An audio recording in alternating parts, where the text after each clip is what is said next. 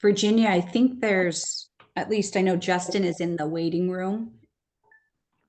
Yeah, I'm busy right this second. That's what I figured. I told him, I said, I think they're getting everything organized. So just hold on, hold on. It's tighter. I had some festive events today, so you mean this wasn't your festive event? I've changed into my tennis shoes, so.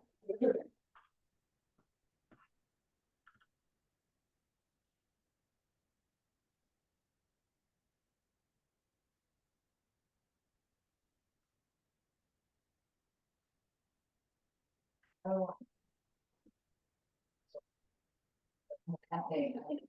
Okay, we are live on YouTube.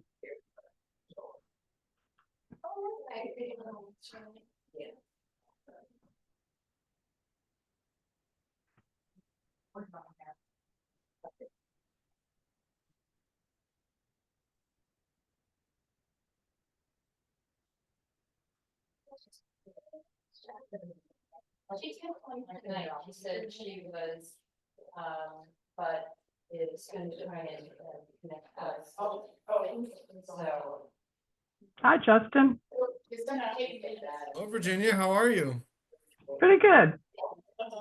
Cold. Yeah.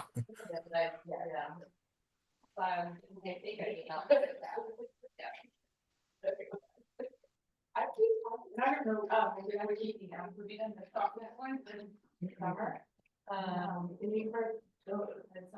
told her that we have a little bit of chat. Yeah. And I said we can do some general, a lot of general, because we have, I think, so that's important.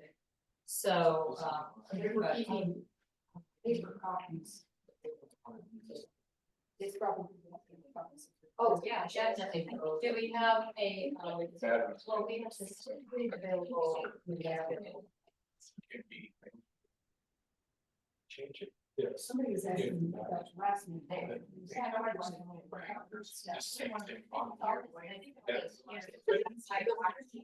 She's talking.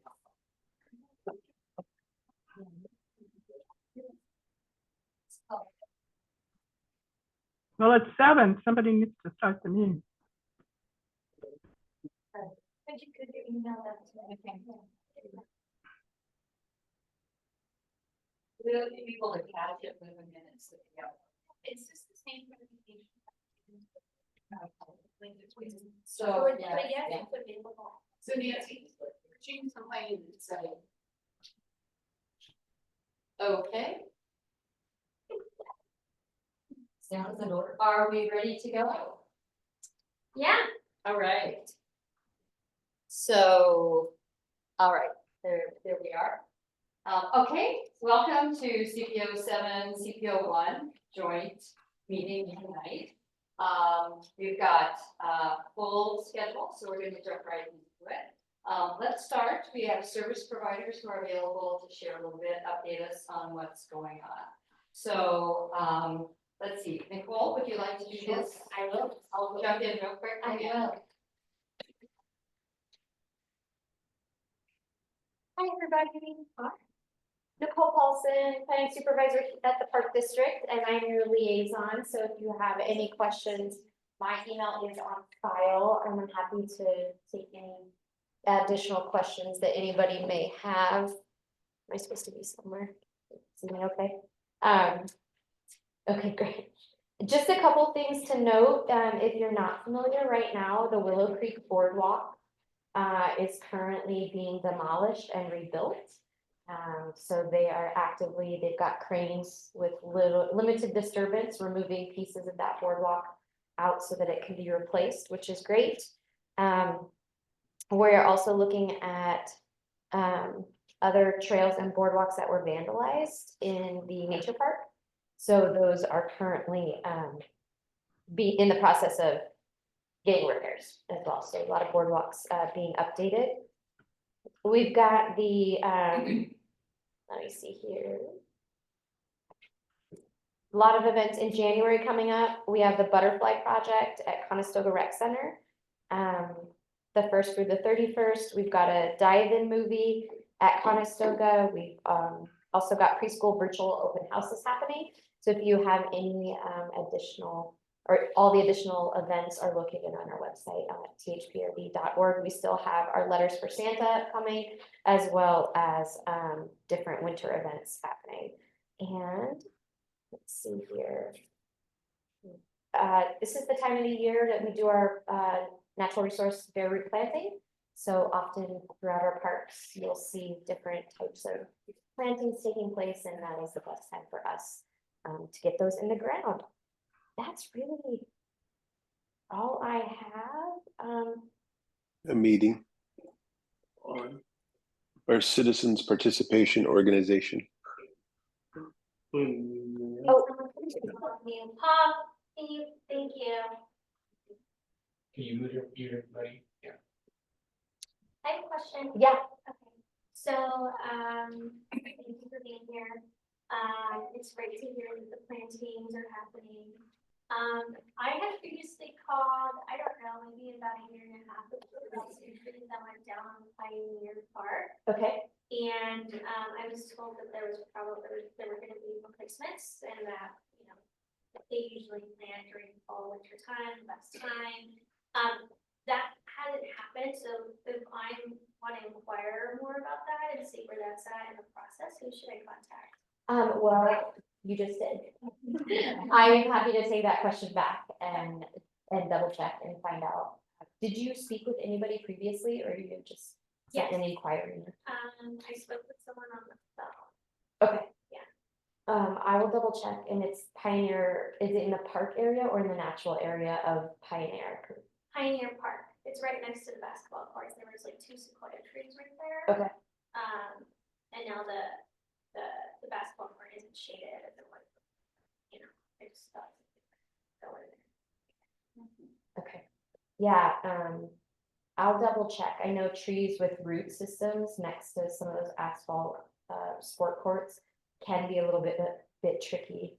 Yeah. When we start putting those in, or when we rethink about what types of plants we would put in. Yeah, But I'm definitely happy to inquire about that. And yeah, and I was told that the sequoias would be replanted just because of climate change and finding suitable like plants that, you know, Yeah. deal with our climate now.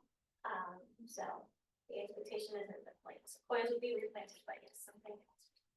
yeah, yeah, I'm happy to look into that. I'll make that note before I have that.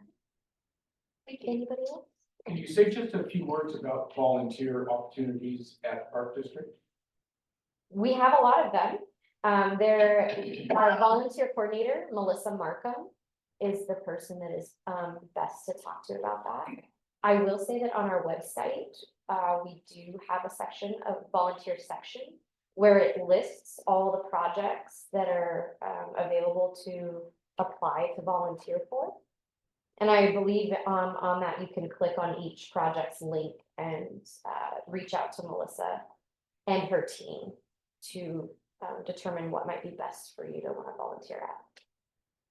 And there's lots of programs like Adopt a Park, where a community will get together and adopt a park, and then they'll take on maybe some invasive removal days or work party days where they'll clean up community gardens. There's a whole host of opportunities that we do have. Okay. Thank you very much. Thanks, everybody. Okay, next on our schedule, we have Lindsay Wochnick from Walton Valley Water District. Lindsay, are you available? I am, and I'm going to invite my communications director also to come on screen. There he is right there. So good evening, everyone. It's great to see you. My name is Lindsay Wochnick, and I'm with the Walton Valley Water District. Joining us as well is our communications director, Justin Dyke, who's going to be sharing some water rate information after I give some quick project updates. So we've been really busy in our service area. We've been serving about 22 million gallons of drinking water to our customers each day. We do have over 222,000 customers, And you may have seen us in your neighborhood. We're doing we're reading our water meters, we're flushing and upgrading water infrastructure. We're flushing our water mains through hydrants. We call that unidirectional flushing. And we're conducting water testing. And the big thing that's happening right now is we're responding to water emergencies, including main breaks. So the cold weather can really affect our water mains beneath the street, causing them to constrict and expand, and sometimes, unfortunately, break. The good news is that we are on the clock 24/7, able to respond to those emergencies. Unfortunately, some of those emergencies do affect our customers' water service. So we want to give as much information as we can to you. We encourage you, if you're experiencing a water outage, to log on to our website and go to tvwd.org/outages. That's where we put our emergency and planned outage information. So that's a good one to remember.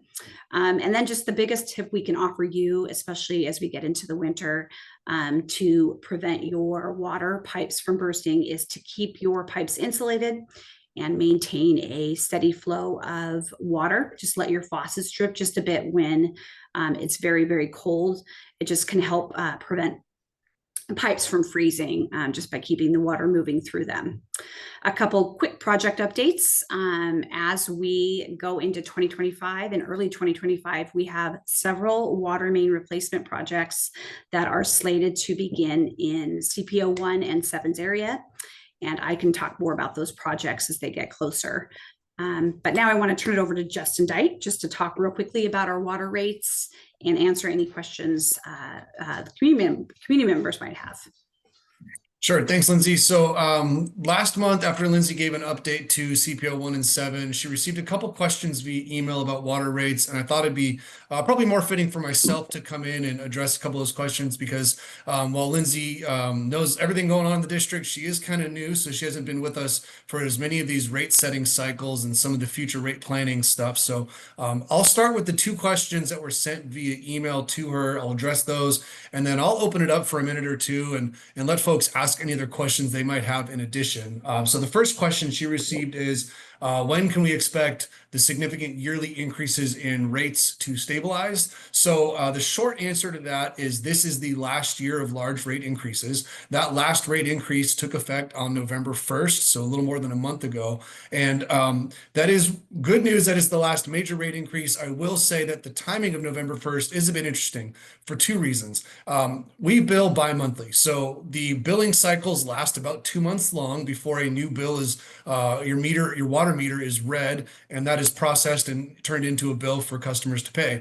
So there are a lot of folks right now who have been recently getting their end of summer water bills, and often that can create confusion about what is a high bill due to hot weather in the summer versus a bill that is experiencing or seeing our new water rates. So for example, if you just got your water bill today, it would probably be a bill that would be for most of September and maybe October's billing and sent to you recently, or it could be September and November water usage billed to you in December. So you might still see some hot weather for folks who are running sprinklers and other gardening and things like that at their home.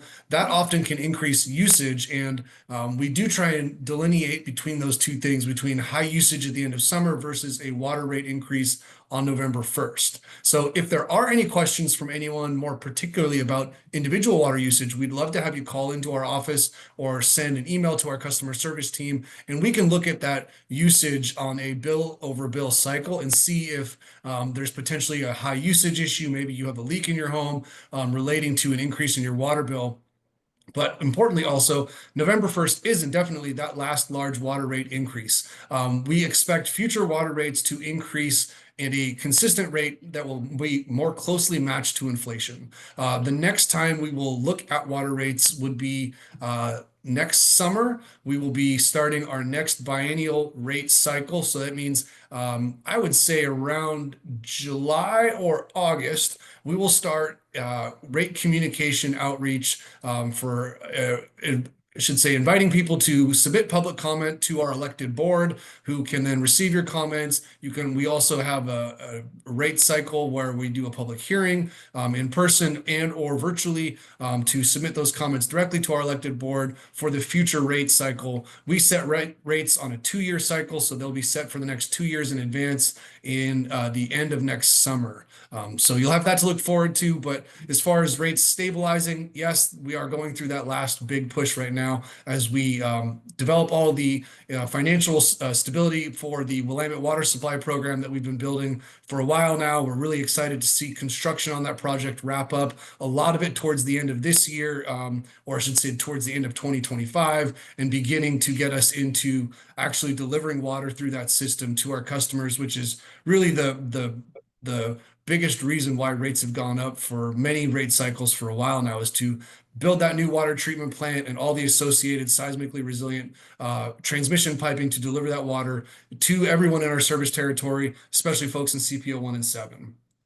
And the second question is, when will water bill cycles finally be on a monthly basis? So that is something we've been looking into for a while. We have received that feedback through our rate advisory commission, which is a group of the public and our elected board, that they're able to provide that feedback, not just about rates, but rate structures and billing cycles and structures. So we definitely do have that as a priority to get our water bills onto a monthly basis. So there's a couple things there. That is a large project for us. We would have to replace all the water meters in our district with something that can handle a remote reading ability, either called an AMR or an AMI, advanced meter reading or advanced meter infrastructure, depending on the type of technology that would be needed to do that and capture those reads remotely instead of being read manually. Now, we are interested in that very much so. We are going to be pursuing that effort after 2026, when we have our new water treatment plant online, operational, and delivering water.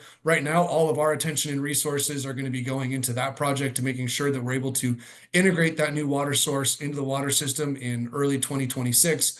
And afterwards, we'll begin doubling our efforts towards likely what we call an AMI, automated metering infrastructure, that provides real-time meter reads to either a cell phone signal or a radio tower into our computer billing software program, and processes those reads more quickly. So we've started part of that project on the computer software side. We do have a small pilot area of the TVWD district that is read manually every month, but it is for an effort to help with the computer program.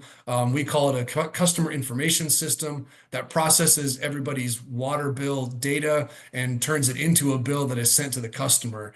So we're trying to get ahead of that project as much incrementally as we can, while we work towards the eventual larger component of monthly billing, which is replacing all the water meters in our service territory. There's about 62,000 of them in our district, and making them something that is what we'd call a air quote smart meter capacity. So with those two questions, I want to see if anyone in the audience, online or in person, has any other follow-ups. Virginia, I see your hand first. Yeah, for some reason, we don't seem to have the raised hand, lowered hand thing going tonight. But anyway, that worked. How is the cost of the Willamette water supply being distributed? Is it based on a customer's general usage? Is it more for commercial users? Is it just spread equally among everybody? How does that work? Great question, Virginia. So I will start answering it by saying the Willamette Water Supply is owned by 3 separate water agencies: TVWD, the City of Hillsborough, and the City of Beaverton. Between those 3 agencies, the cost of ownership is split amongst ownership shares based on the expected delivery or volume of water. So TVWD owns the majority of the system. We've invested the majority of the money because we do plan on taking the majority of the water that's treated and brought through that system. Within our service territory, it's north of 90% of our customers are residential. So the vast majority of our customers are single family residential, or some of them are multifamily residential. It's really a small share of folks that are commercial businesses or larger production, but it is shared evenly. So we do a fixed water rate that everyone pays on a monthly basis, and that is fixed toward the size of the meter serving the either home or business. And it is an increased fee. The larger the water meter, the larger potential amount of water a customer could use, the larger that fixed rate is. And then the consumption rate is a block rate, and that is flat for all residential folks on what we'd call a standard 5/8 meter. There's a regular billing block, we call it like a tier 1 or a first rate. And then for folks who go above that usage, there is a increased rate for high demand or high usage accounts, folks who are just running a lot of water. But it is a very, I call it the peanut butter spread, just flat all the way across. Okay, thank you. And I thought I saw Rob Skinner from CPO3 pop up for a second there. Rob, you coming over to join us at this side? Yes, no, thought I'd just listen in tonight. There's going to be some information new to us, but thank you so much for finishing up the project over here. Alan is coming along. That's good. Yes, you'll be getting the update once it's time for my appearance at CPO3 and we are hoping to have Allen Boulevard solved by the end of the year, which the clock is ticking, but we've had dry weather lately, so I'm sure that's helping all the construction crews out there. They've been awesome. Wonderful. I appreciate that feedback, Rob.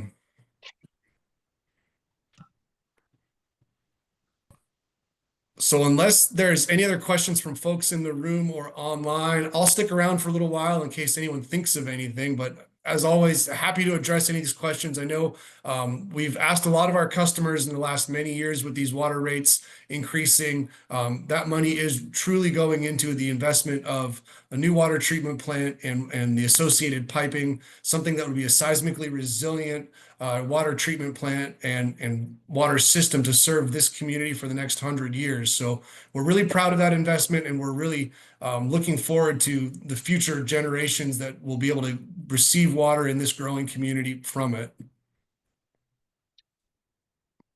Great. Justin, I have one quick question. Sure, what's going on? Are most water meters 3/4 inch? Is that the standard residential size? 5/8 inch is the standard residential size. It's also, I shouldn't say standard, it says it's the most commonly common sized water meter in our territory is a 5/8 inch. Most single family residential homes have a 5/8 inch meter. So if I have a 3/4 inch and I'm not using much water, I could reduce my water bill by replacing it with a 5/8 water meter?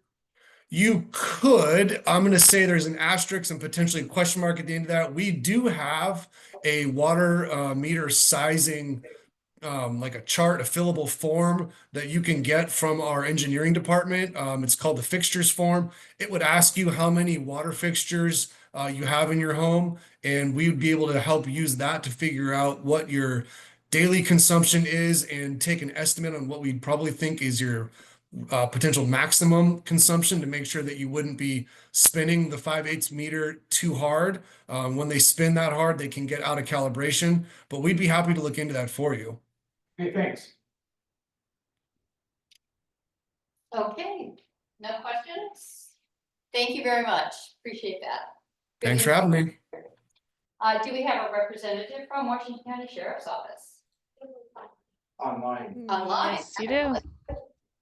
Hi, Megan. Hello. All right, so I believe Sergeant Prince is also online. I'm just going to share the dashboards. You've seen these before. They have not changed. They are still Q4 dashboards. So if you have any questions on those, you can ask Sergeant Prince. Just a quick reminder, I believe I said it last month, keeping an eye out for any sort of package theft that is increasing. And so if you have that occur, please call non-emergency and report it to us. That information helps us. The sheriff's office does use bait packages, and so that helps us know where those would be best distributed. But of course, trying to avoid being a victim of a package theft. Don't leave your packages outside, use tracking numbers, and then if you're not going to be home, seeing if a neighbor can grab those for you. So this is CPO1's dashboard, and I'll let Sergeant Prince take it away. Maggie, can you zoom in? Yeah. Like a lot more. Sure. You just tell me. Well, Oh, I mean, that's better. You would just have to move across the screen. how's that? No. No? Okay. A little better. The other one is better. You just have to move across the screen. There you go. That's better. Okay. Yeah, so we. So we'll just do this portion. I don't know exactly why the Zoom broke that. So let me zoom out, zoom back in. There it goes. Okay.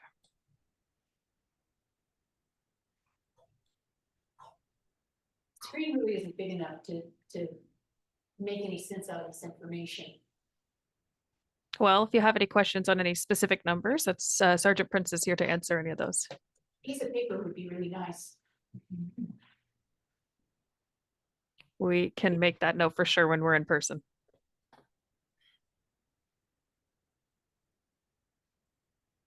What are the percentages named? Sergeant Prince. You will have to answer that. I apologize. Okay.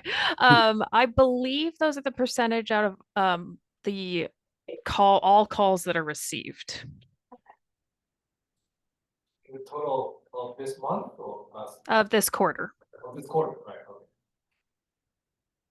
And that's a rolling quarter, right? Each month, a new month is added in the previous. It's year to date through. This is, yeah, year to date through September 30th. So this is January 1st through September 30th.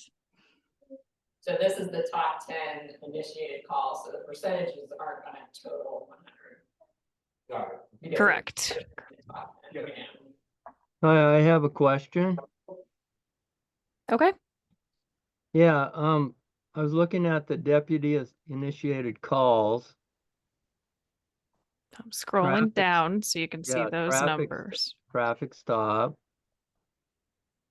And that looks like it's about one traffic stop per day, maybe more, 1.5. Does that seem reasonable for the amount of traffic we have and the speeding and aggressive driving that's common these days? One traffic stop per day or 1.5? So I can tell you that unfortunately on our shift 2, due to our staffing levels, and they are very low, our deputies don't have any free time whatsoever. They're on a calls all day. Unfortunately, in this last year, we have sometimes 20 to 30 calls that are holding at a time, and the deputies are just jumping from hot call to hot call.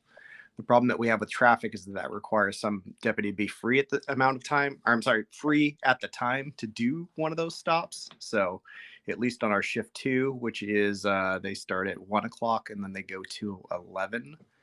These deputies don't have time to do that. So we do have a traffic team, but again, due to staffing, it is a little smaller than it used to be historically. So that's why you're seeing the numbers that are lower. Does this include the traffic patrol also? That I Is this don't know total the answer Washington to. County? That I don't know the answer to that question. I think it's just compiled for this area specifically. Oh, just I've- yeah, just Yeah, for this is- CPO1? This is just CPO1. Would you like me to move to Okay, well, CPO7? that helps. That helps a lot. Yeah. Yeah, thank you.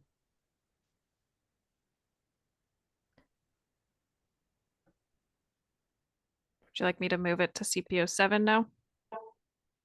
Sure. Let me zoom it in.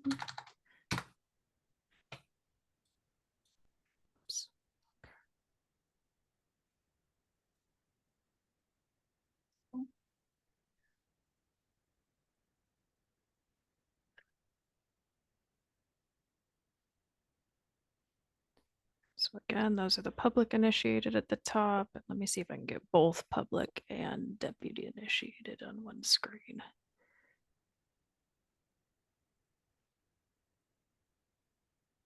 All right. I guess when we're on the subject of traffic, if you do look at the deputy initiated calls, this is when they do have free time. Traffic stops are the number one thing they are doing. And they are separate. You can see in CPO7, there is a traffic detail as well. And that's, Why is CPO7, like, is it the number of citizens in it that makes a difference, or how do you balance out the patrol between 1 and 7? Well, the CPOs don't break down into what our districts are. So everything north of 26 will be our 2 area. And I know that the CPOs kind of straddle 26. So south of 26 is our 3 area. The 2 area does get more deputies up there because it is an ESPD area. So the numbers don't quite break down perfectly with our districts. Thank you. Could we see the map? Yep. Of where these are occurring? so this is CPO7.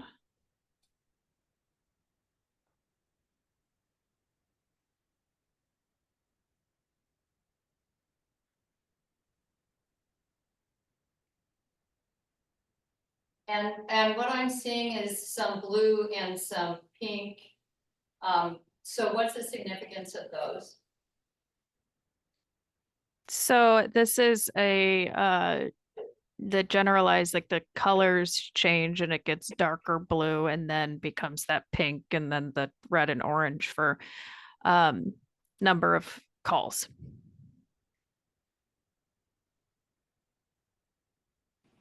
So just looking at 7, the one that's up in the north is Westview Heights Apartments, which is a pretty high call yield area for there. And then you can see kind of the just north of Marlene Village there. That's where all the shopping centers are, like the Home Depots and things like that, that get a lot of thefts, as well as the Target area as well.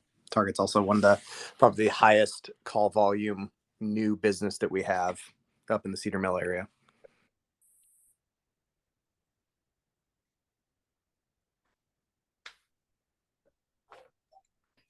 Do the CPO sorry. ones. Oh, you're okay. Feel free to ask your question.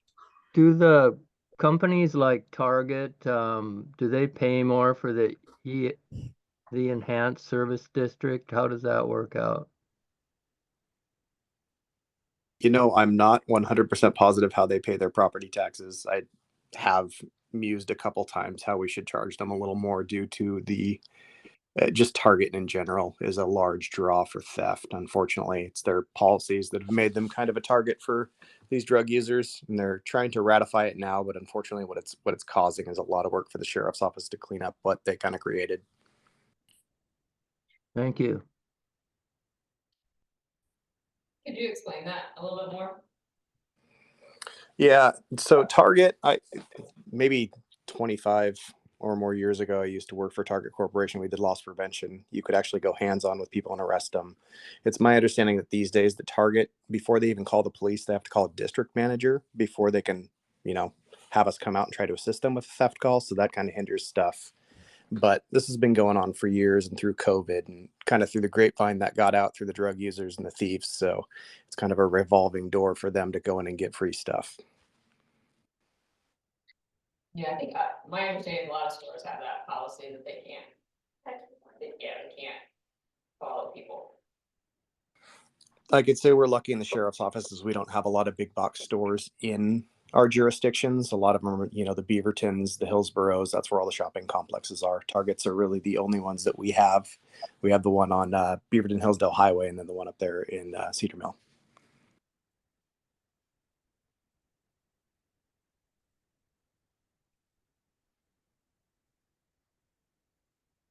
Great. Any additional questions? No? Thank you. This is always very interesting.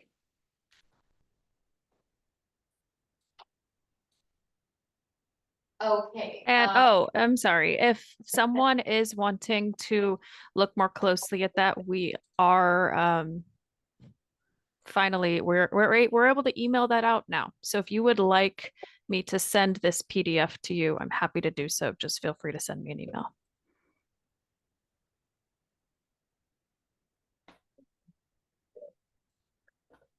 Yes, thank you. That will be very helpful. Great. Okay, and Paul Kelly, Fire and Rescue. Hello. Hi. My name's Nick. I'm a lieutenant here at this station 68. I've been here at this station for about 5 years. So,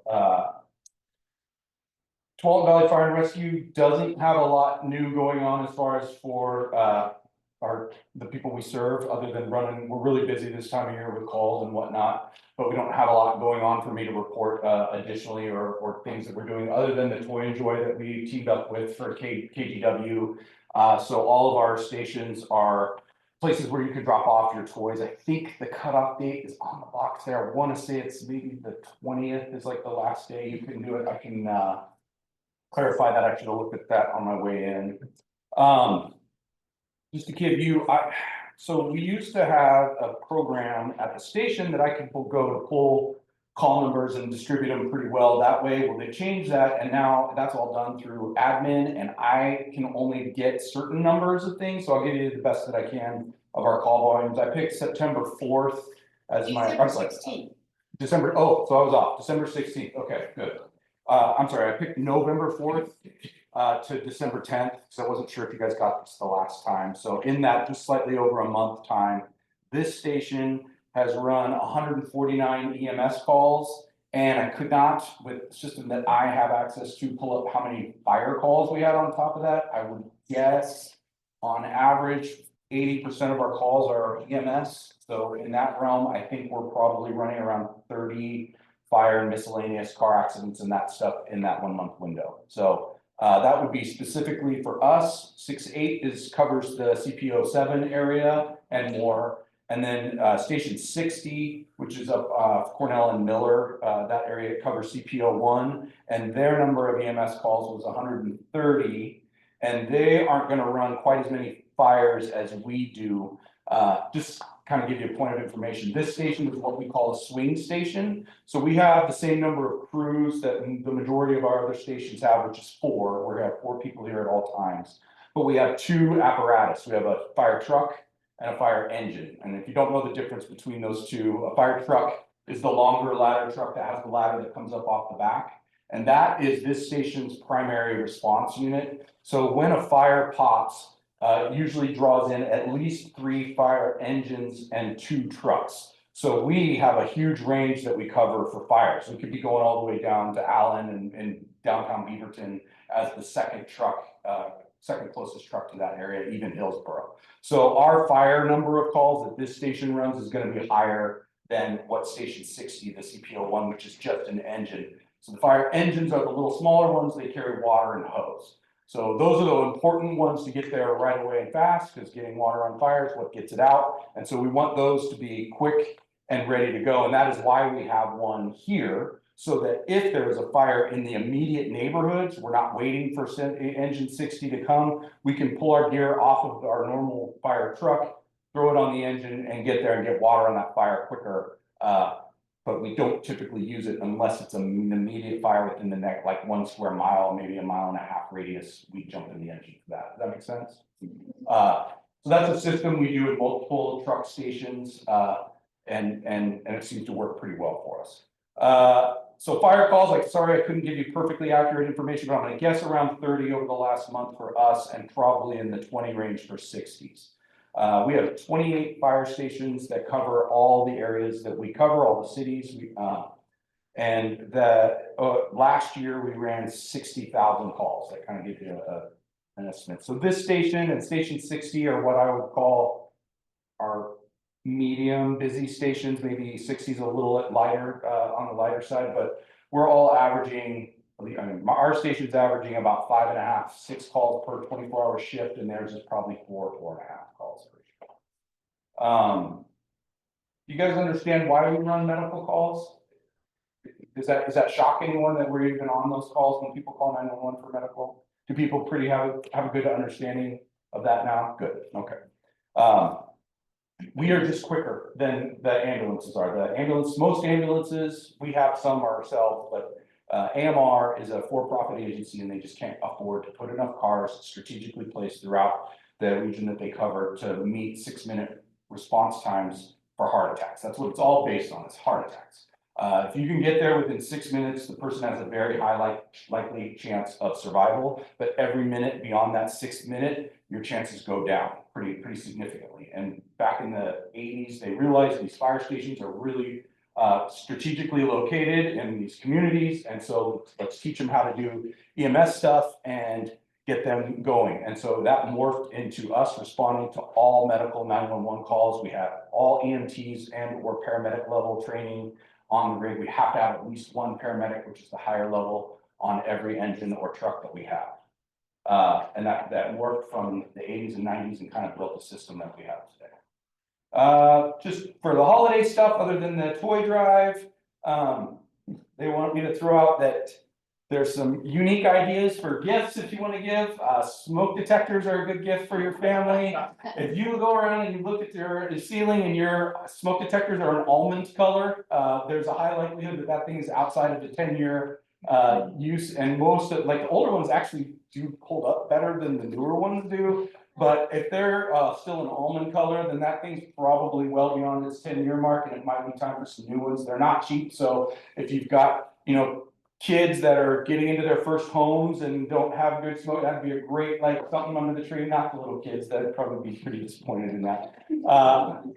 Fire extinguishers in the kitchen, it's good to have a small one. You can get those at Costco for a pretty reasonable price. And just having things like that. Another thing we recommend is if you have a 2-story home and all your bedrooms are on the 2nd floor, you can buy rope ladders on Amazon for pretty cheap, and keep those in a closet and have that. So if you can't get escape from the main areas of your home and you need to bail out of the window, you can set that up there. So kind of fun gift ideas. They want me to throw that out. Holiday lights, I think most of us probably already have them up. It seems like it came earlier, like it does every year, but if you haven't yet, make sure you're plugging them in before you test them. Look at them real closely, make sure there aren't exposed wires and things like that before you put them up. That'll help us avoid some issues that could be, seems like candle usage goes up a lot during the holidays. Make sure we're not leaving those when we leave the house. Christmas time and all of that, don't burn your wrapping paper in your fireplace. That stuff is made of barely any paper anymore. Who knows what kind of toxic chemicals are in the inks and that kind of stuff. So if you're throwing that stuff in your fireplace and burning it at the end of the day, I think that's a really bad idea. Plus, some of those can ignite like that. So don't do that. And water your tree and make sure it's not close to your fireplace as well. If it's dried out, it can go up like a torch if you haven't paid too close attention to that. Any questions for me?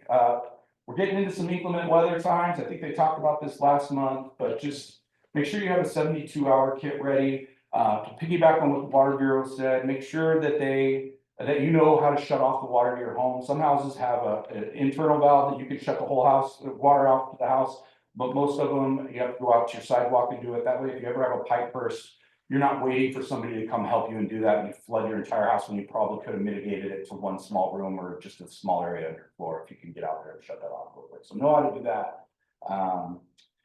Have that 72-hour kit. If there's any questions about what to keep in a 72-hour kit, tvfr.com has an excellent resource for that kind of planning and stuff.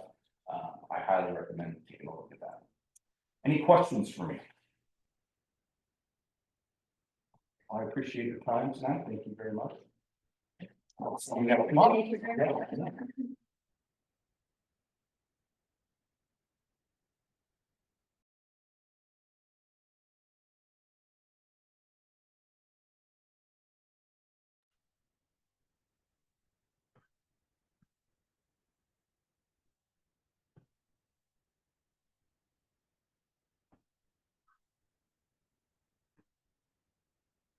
Are we having our elections now?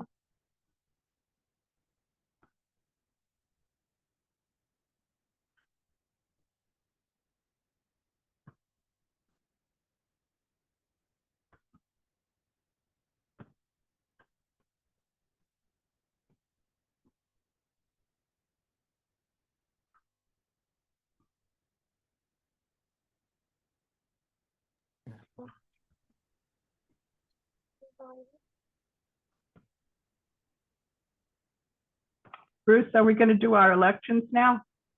Yes, we are. There we go. See, you just double click it. The one that you want to highlight, you Oh. double click it. Thanks. Mhm. Yes, I am Bruce Bartlett, the vice chair. At least in my interface, there's no particular way to raise your hand. So I guess all CPO1 members should turn on their cameras. The react button is not visible. Yeah, but it doesn't have raised hand. Yeah, it does. Not on my interface. Hey. It's got timer, music, backgrounds, and group photo. But let's go ahead and have all CPO1 members turn on their cameras.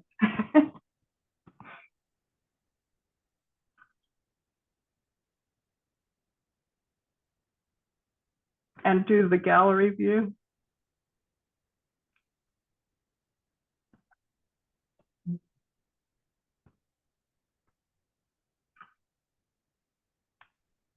Guess we don't have very many members here. I guess we don't. Roger, it's all in your hands. Fran? Am I the president? So Virginia as the chair and me as the Bruce Bartlett as the vice chair. We have any CPO1 members here? No. Wow, this is sure working out well. I second that motion. Okay. Fran, are you there? No, I don't see Fran. She is under Thank you. keepers. What about Mary Lou? Mary Lou there? No. If you're in CPO1 and you're on the call, can you unmute yourself and say your name? Yes, hi, I'm Roger. Virginia. Bruce.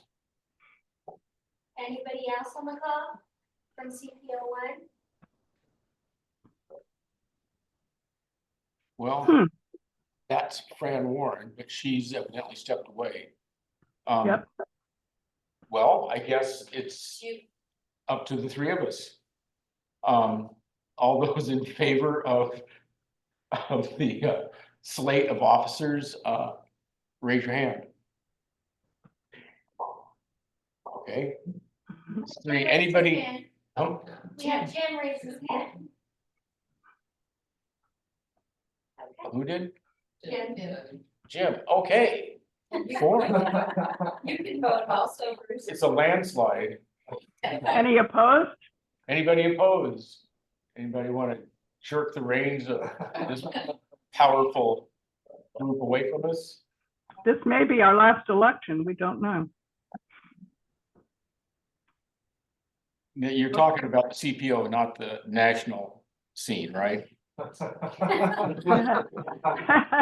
Well, who knows? Okay, so yeah, 4-0, we're in. Right. Thank you, Congratulations. Virginia. Thank you, Bruce. You're very welcome. Okay, onward. Excellent. I think next on our agenda is the presentation by Washington County on the CPO modernization project. Hello, everyone. Thanks for having us. I'm Philip Bransford, because Bruce here. Philip Bransford, Communications Officer with the County Administrative Office, been in there 20 years. So it's been a while since I've been in this particular room, though. I remember there was a big meeting with almost the entire City Council of Beaverton was here. Does anyone remember that one? Anyway. Yes. It's a whole nother story. So thank you very much for having us. And let's see, we're going to, I have a set of slides, and Ika's helping me with some moments here in the process where we do want definitely to pause and hear back from you your thoughts, your concerns, you know, things you like, things you don't like. I have a setup, sort of a backdrop that I'll walk through, and then I was going to have you hold questions until I'm done with those first couple, 4 slides. But then I can definitely answer questions at that moment. My goal is to get as fast as we can into the slides where I guess going to, capture your input.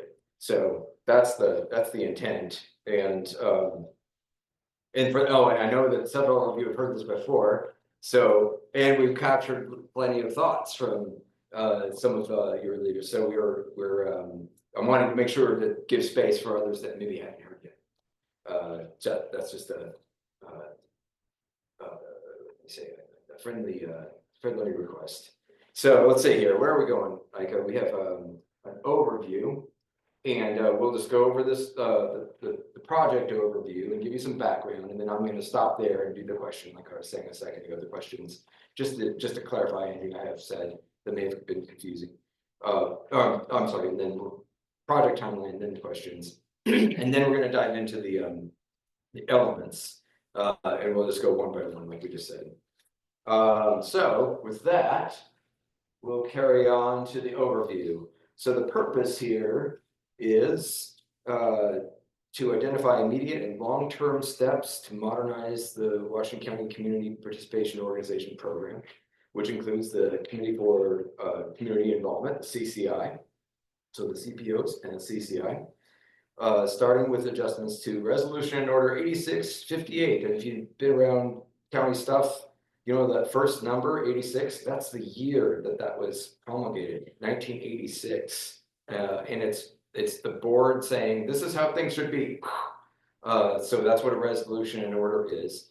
That was the most comprehensive, foundational, wide in scope document explaining what this program is to date, 1986. So we've done a lot since then. A lot of great things have happened, but that founding document, that foundational piece, is not current anymore. So in August of this year, the board approved staff recommendation to start looking at an update to that resolution and order, and they launched the effort that Ike and I are helping with, and others, to engage with you. I think it's like a 4th listening session, if I'm not mistaken, that we've done, including a meeting with the CCI itself. And so that was the direction from the board to go ahead and start engaging with the community that we're serving, and then also launch a an online poll that I think we have some hard copy where there's a CR code if you haven't yet gotten a chance to get into that poll. So that's what we're up to right now. Let's see, and let's go maybe a little trip down memory lane. This whole thing got started in the 70s with Oregon's very forward-looking, a lot of forward-looking things were happening in that decade, including the bottle bill and protecting the beaches, and land use planning with an urban growth boundary. And these are not widely, adopted ideas throughout our country, but it's that land use kind of birth of that land use piece that really got where this program gets its roots. And through the land use planning system that was established in the 1970s, there was a list of land use planning rules that were promulgated by the state. Rule number 1 was, who knows? Citizen participation is goal number 1. Goal, it's not rule, but the whole thing is a rule. Goal number 1 is citizen participation. And that's where this program is rooted at the early days. Municipalities were charged with establishing community plans. First it started with cities, but eventually counties were added eventually to that requirement as well. Washington County had urban unincorporated areas. So the planning director at the time went up to a map and just drew lines and just said, okay, I got so many staff. The state says we have to have community plans. I'm going to make these territories of urban unincorporated area just big enough so I can match them with planning staff. That's how the ball got rolling. Community plans were adopted for the urban unincorporated areas, not cities, but the urban unincorporated areas. Cities had their own community plans. And people were very much wanting to carry on. The board at the time said, okay, well, that's great. We have community plans. Let's keep this channel open. Let's keep this way of getting input from the community, which is geographically based. Let's keep that flowing. And so they adopted in 1980 Resolution and Order 8108. So 80 again, that's the year, and it named the program as the community planning organizations. That's what CPO stood for back then, because we had just done the community plan. So it makes sense that you would name it that way. And then it also associated a committee for citizen involvement, which is what the state land use planning rules called for, and created that entity within this program. So the CCI is now meeting the state requirement. Other parts of the state they can use their planning commission, and they say that's our CCI. Here in 1980, the CCI was part of this CCI CPO program that we got rolling in 1980. Now the community plan's already done, so the planning staff are doing other things. The board said, well, citizen involvement is very much related to education. Who around can help us staff this program? OSU Extension, as an educational entity, becomes the staffing provider for the CPO CCI program at that time. They had about 2 people that were helping with about a dozen CPOs. So move forward in time, you get to 1986. And the program seemed successful, and the board promulgates this RNO 8650A and renames the program. Instead of community planning organizations, now they're called citizen participation organizations. That's what the CPO. It's always CPO, but they're changed around what the different names are, and that's the RNO we're talking about now, because it's the most lengthy. It goes into a lot of detail as to what the program's supposed to do. And there's a lot of stuff that happened, of course, between 1986 and the other bullets, but I'm going fast because I want to get to your input. In 2014, some of you in the room might remember, OSU Extension said, we don't want to provide this program anymore in Washington County. We're going to hand it back to you. And so the county at that time stood up the board charged transition planning team to figure out, okay, well, what's the next step? If OSU Extension is not going to provide the staffing support, then what should we do? Should it go to some other educational entity? The decision at the end of that multi-month process involving a lot of the participants in the program itself was to migrate the program from OSU Extension to the county administrative office where I work, and now Micah works. And some of the same people, I think all of them, in fact, were hired from OSU that became Washington County employees. The last piece I'll just point out in terms of this big structural thing, storytelling, is in 2020, you probably heard the Board of County Commissioners in February adopted the first ever for Washington County equity resolution. It brought that as a focus to a lot of our work going forward, explicitly establishing that goal and lots of other activities to achieve the goal. But also structurally, it brought that community engagement staff into a new office of equity, inclusion, and community engagement. So that's where the program exists now. That's a quick trip down memory lane. Let's see here. We have a project timeline. We have hard copy because this might not be. Oh, whoops! Nope. There's one more. This one has to do with just highlighting some of the achievements over time, the legacy of contributions that have occurred. This is an important slide. I don't want to miss this one. There's a tremendous history of positive and enduring contributions that you and your colleagues in the program have contributed to the county as a community, as a government partnership with the community for 45 years.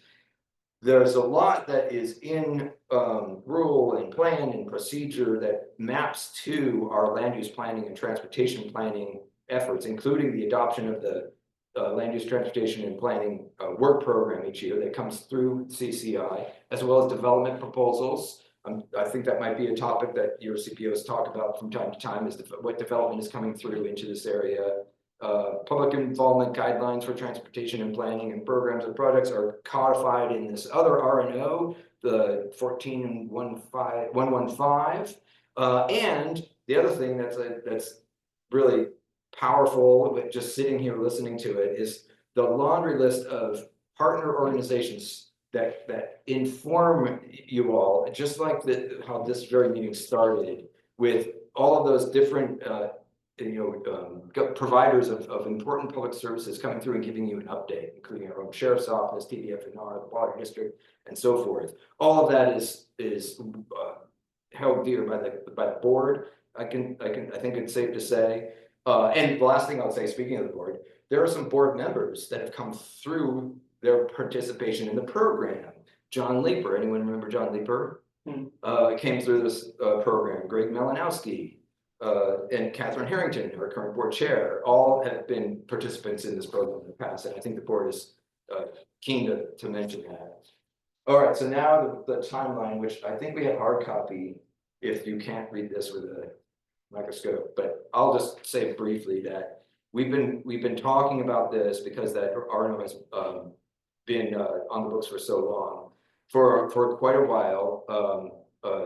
We had a pandemic that kind of interrupted some of the conversations around updating it, but now we're back this year with effort that's gone on since the spring. A lot of it was making sure the board was good with beginning this conversation with you. Like, what is it that you want, board? And so we did multiple rounds of briefings with individual board members to make sure that we were scoping this project correctly. That culminated in that August 27th work session where the board said, yep, now let's hear what the community has to say about it.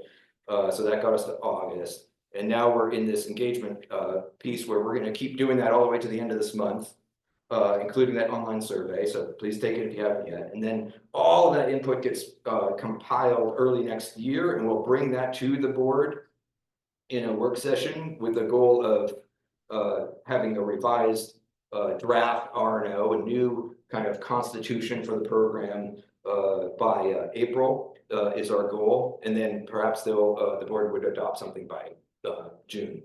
So that's a quick overview, and I know it's hard to read that, but we have a hard copy as well. So any questions before we start diving in? Yes, Mary. So scope.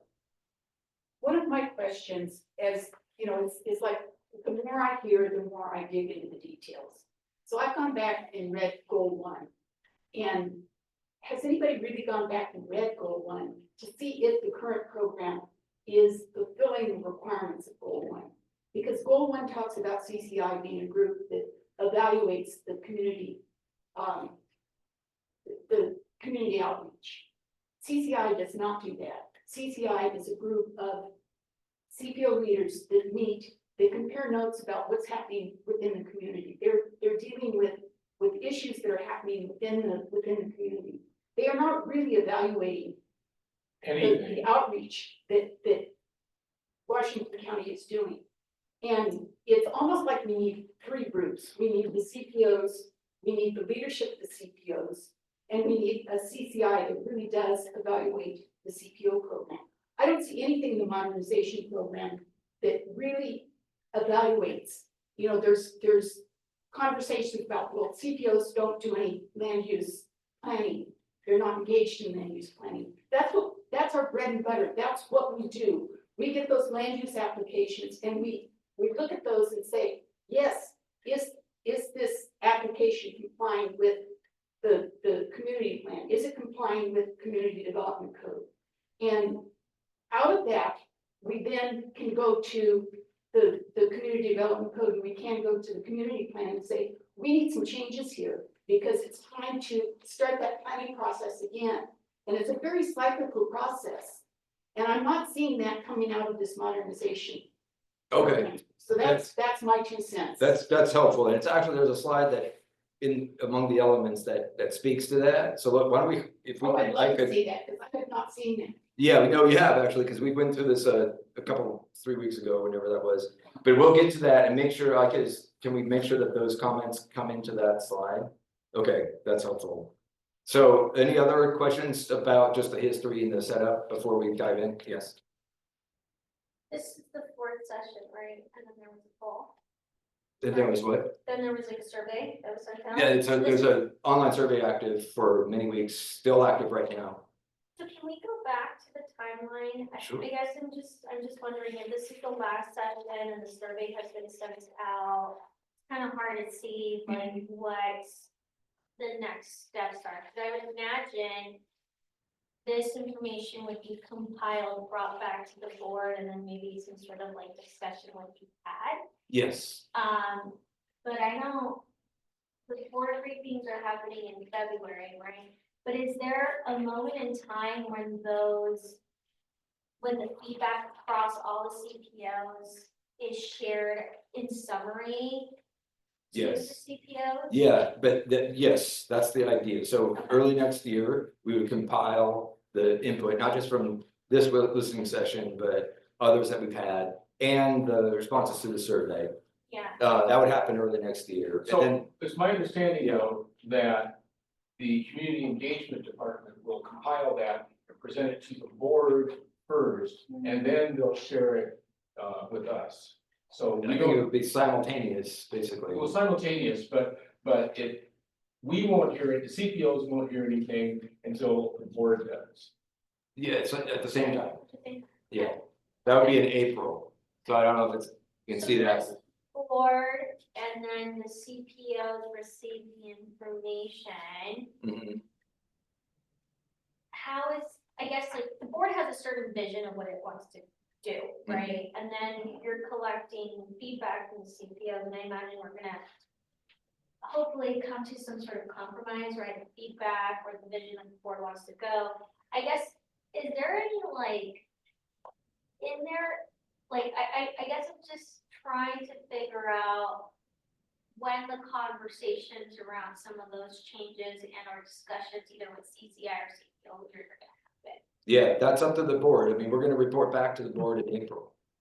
All the findings, and that'll be shared with everybody that wants to see it. It'll be part of the board's, agenda and transmitted to all of the CPOs and everyone on the CCI and so forth. And then it's up to the board.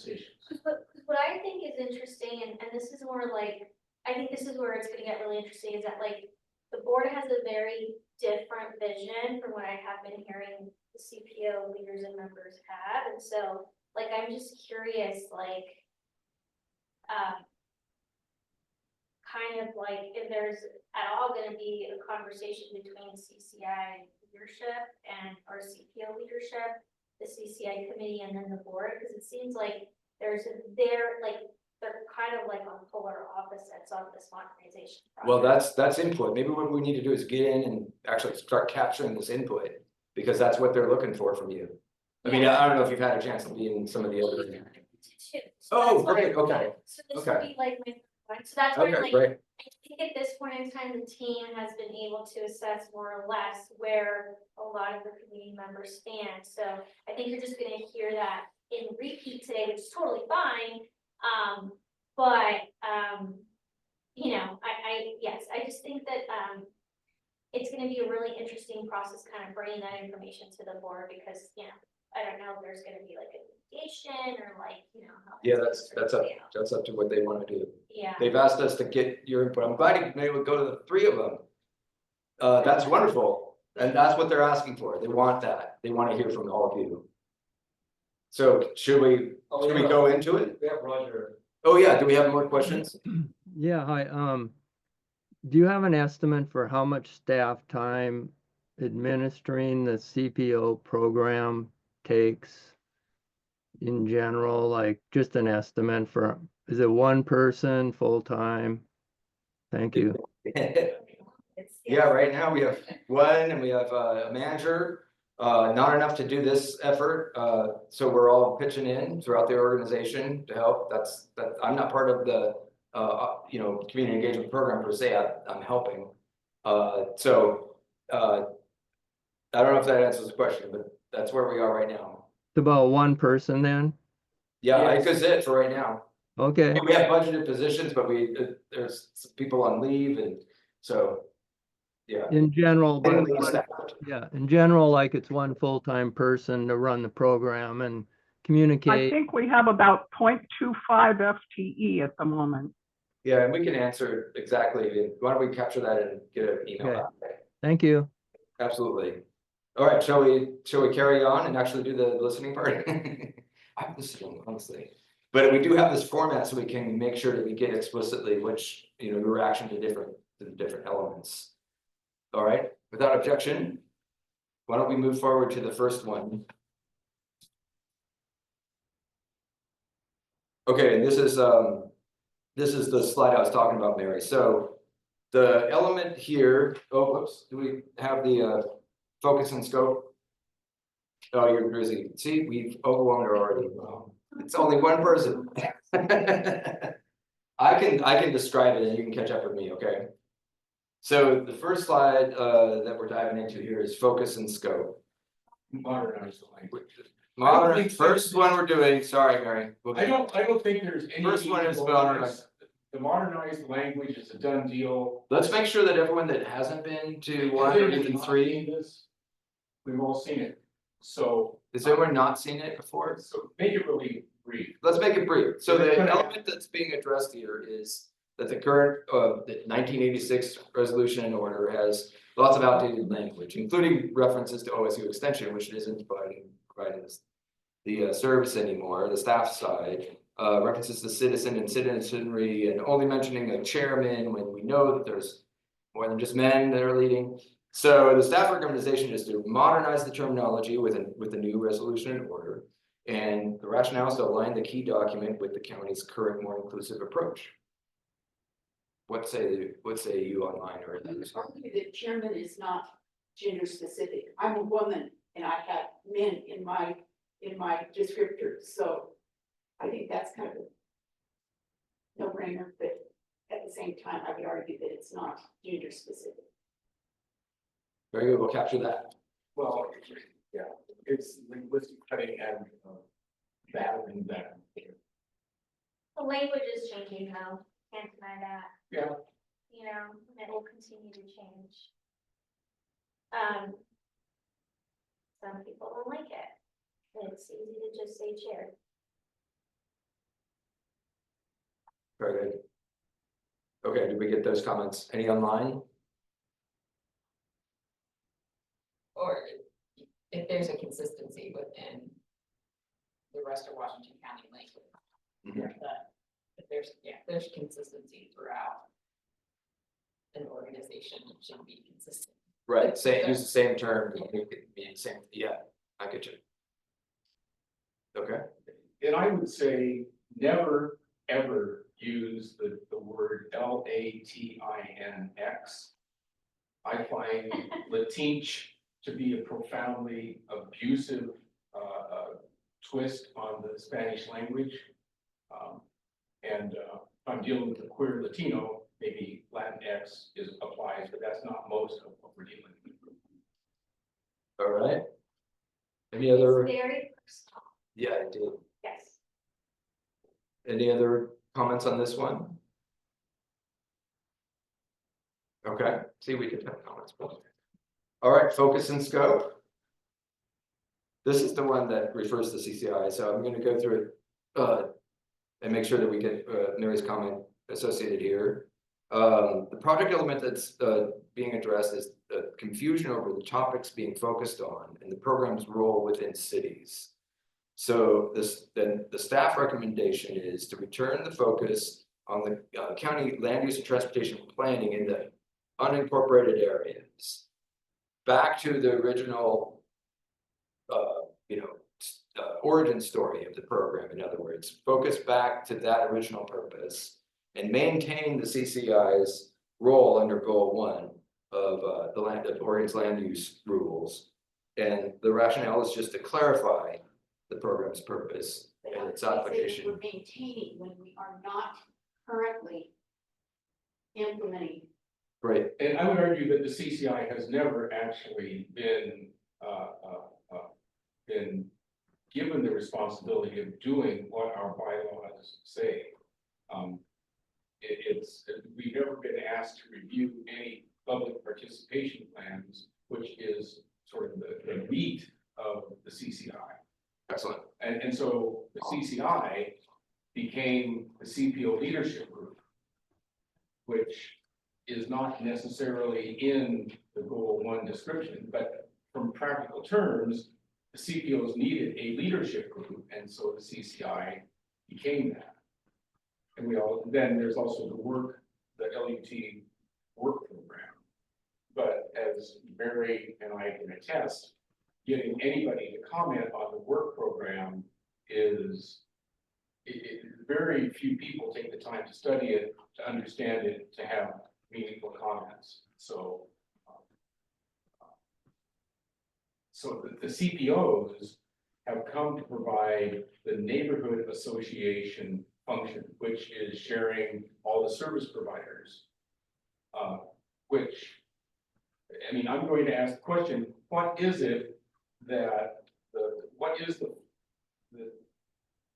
when we say we need to return to the original focus, what is it that we strayed from? And what are we doing that we shouldn't be doing? I mean, and it's interesting that we have CPO 4K, which is CPO for King City. Mm-hmm. And so it implies that the city of King City is in the purview of CPO 4K. Mm-hmm. But it evidently is not. But if we're talking about communities, the things that the cities do affect the community.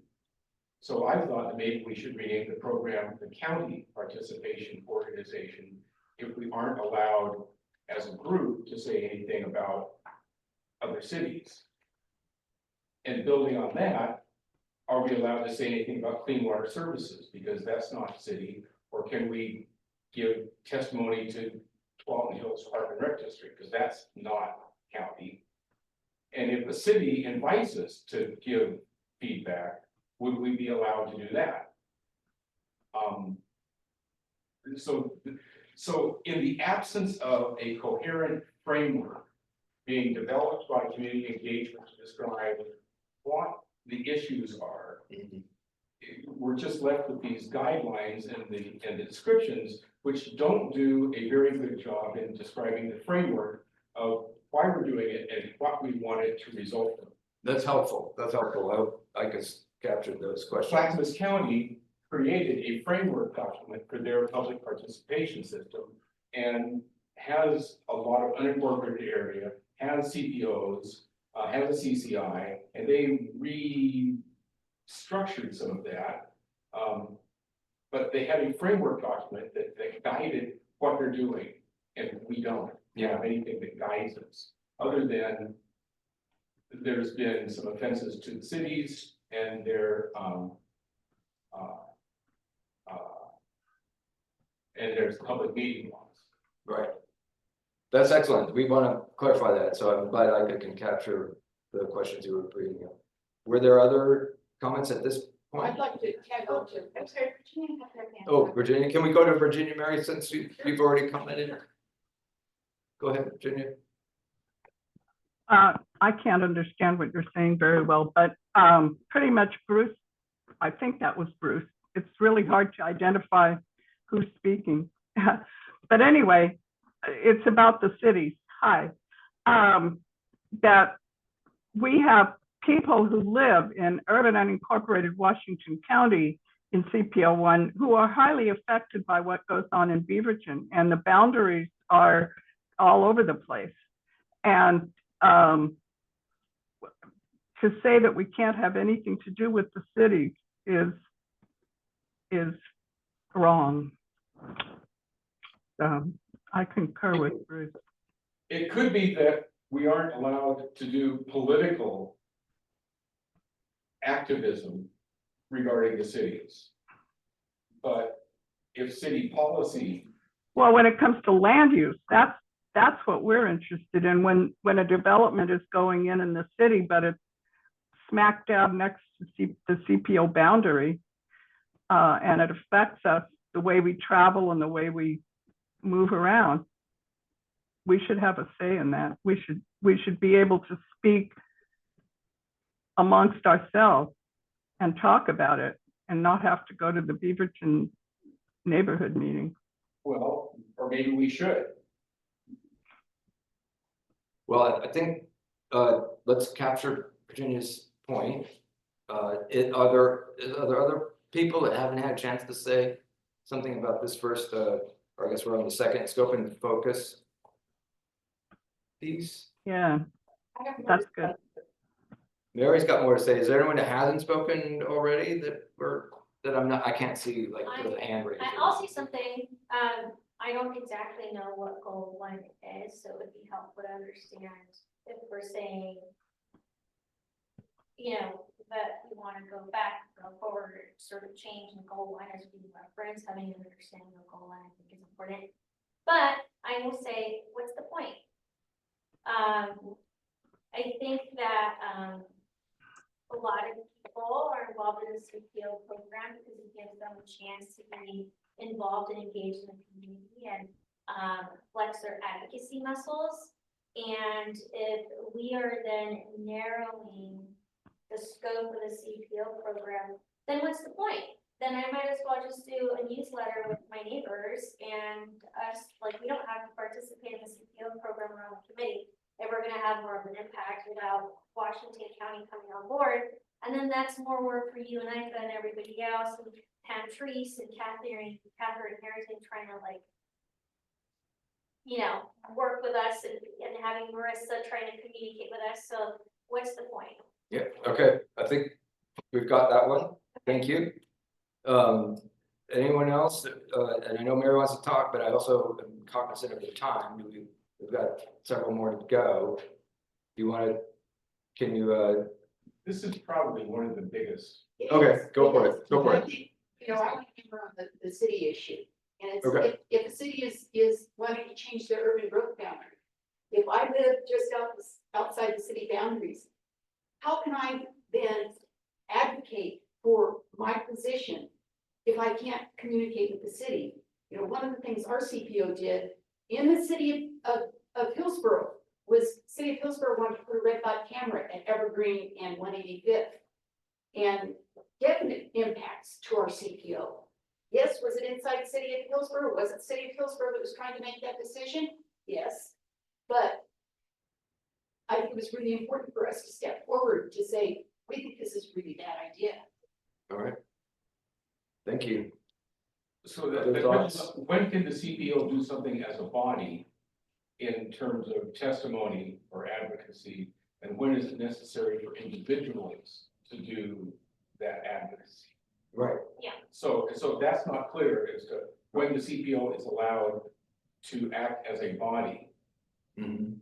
And CPO8 tried to weigh in on North Plains, and that was one of the factors that caused, that brought a lot of this about, that the CPOs are not, just like the county employees are not allowed to do political advocacy on the clock. Mm-hmm.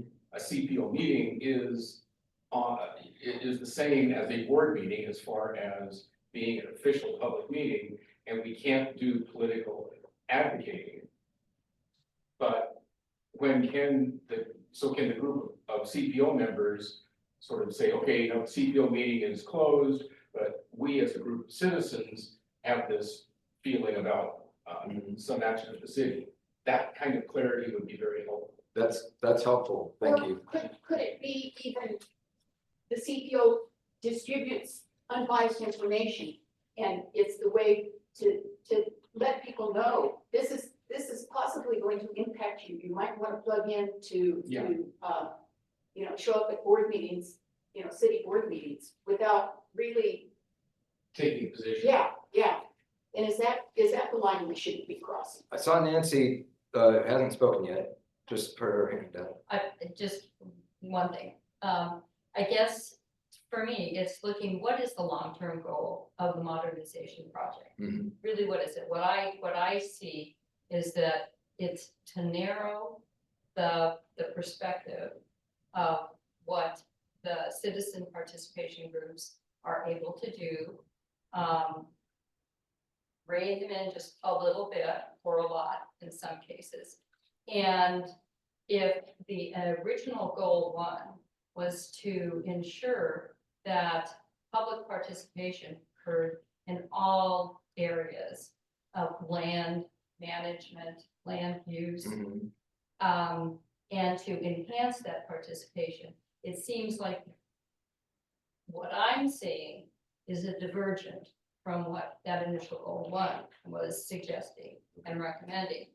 So what is the long-term goal? That would be a really helpful answer to say, what do we want to see Mhm. 5 years down the road with the adoption of these changes? And that's what I'm talking about, the framework. Right, Why are we doing this? right. Other than. I think the board wants a framework as well, and that's what they're trying to do here. Yeah, I'm trying to figure out what's working. Yeah, what is, so if we went through the agendas of these candidates. Don't we have a hand up I think online? same kind of idea right now, which is in the past year participating in this program, a lot of the things that have been brought up specifically around middle housing and development have been across a variety of different organizations, and we've had to work with a lot of different people. I don't know, I think it would be interesting, I think you were about to say this, to see what has been brought or what has been a part of the discussion and or the agenda in past CPO meetings over the last 2 years. And I think that will allow the county to understand that some of the topics that are brought here have a lot of tentacles into a variety of different kind of avenues across the city, the county, clean water services, more than just Washington County. That's all. I don't know if that data has been pulled or if there's any activity around that, but that would be helpful Yeah, because thank you. from our perspective, conversations that we've been having here have been a bit more broader. So if the scope was narrowed to what you have outlined there, I don't know that those conversations would have been productive. I think we've captured that. That's great. I understand there's somebody that had their hand up online. Yeah. Yeah, thank you. Yeah, I liked what Virginia, the point she brought up about what the cities do, can and do impact unincorporated areas. And specifically, it would seem like there needs to be communication and coordination with traffic volumes and traffic patterns and traffic projects. So maybe there already is, but it seems like CPOs or unincorporated areas should get a notice or somehow be included in that, in these inter-county traffic pattern planning type stuff. Thank you. Thank That's you. the Washington County Coordinating Committee, kind of, is the city and county. Well, there's clear reference to transportation here too, so. I think Roger's point is well taken. We'll capture that. Right. Thank you. Yeah, thanks. The WCCC that does the coordination, it just doesn't have a public facing component to it. Yeah, so this is good points. Mary, and then why don't we move on? Okay, if you go back to goal 1, goal 1 was state, federal, county, special service districts as being appropriate places for citizens to be engaged. Mhm. So I hope our focus does not narrow so widely, or narrow so much that we aren't able to communicate with other jurisdictions. Yes, I think we've captured that point a couple of different ways just now. But goal 1. Goal 1. We really need to read goal 1. Goal 1, I've read it. How about we move on to membership and eligibility? If Ike is ready, I'll start reading it. The element to be addressed here is that the leadership selection for this program is out of step with every other board or commission that the board has created to receive input. And so the staff recommendation would be to allow the county board to appoint members of the CCI, who in turn would serve as the leadership of each CPO. So there would be this dual role. There's a CCI, and the board is going to appoint, under this proposal, would appoint those members as they would with other boards and commissions. And then those individuals would also be the leadership of individual CPOs. And the rationale would be to align the CCI and the CPOs with the board's approach to its other boards and commissions that it has created over time, about 30 of them. So what say you about this, Nancy? The CPO part, the organization is not a board. It's not an advisory board. It's not an advisory group.